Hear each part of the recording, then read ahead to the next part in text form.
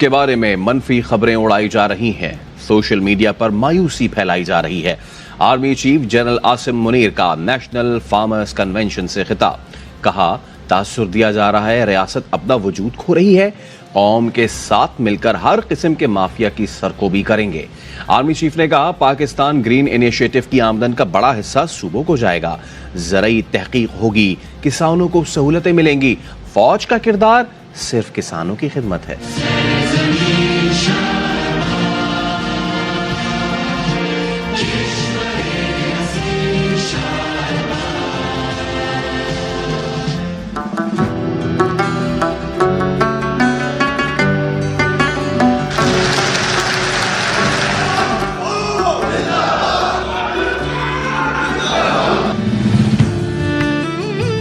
Army chief general Asim Munir کا قومی کسان کنونشن سے خطاب، کہا قوم کے ساتھ مل کر ہر قسم کے مافیا کی سرکوبی کریں گے۔ پاکستان کے بارے میں افواہیں پھیلائی جا رہی ہیں، سوشل میڈیا پر ہیجان اور مایوسی کا ماحول پیدا کیا جا رہا ہے، جھوٹی خبروں کے ذریعے تاثر دیا جا رہا ہے کہ ریاست اپنا وجود کھو رہی ہے۔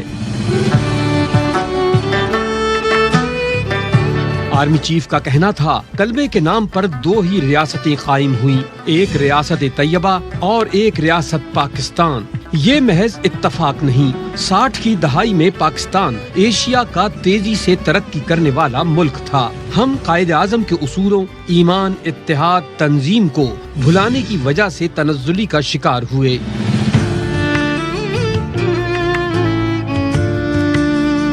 آرمی چیف نے کہا زراعت اور غلہ بانی نبیوں کا پیشہ رہا ہے، غلہ بانی صبر اور نظم و ضبط مانگتا ہے، ایسے پیشے کے نتیجے میں بے تحاشا فوائد ملتے ہیں۔ پاکستان میں گلیشیئر، دریا، پہاڑ، زرخیز زمین ہے، ہم دنیا کا بہترین چاول، کینو اور آم پیدا کرتے ہیں، گرینائٹ سونے اور تانبے کے خزانے ہیں۔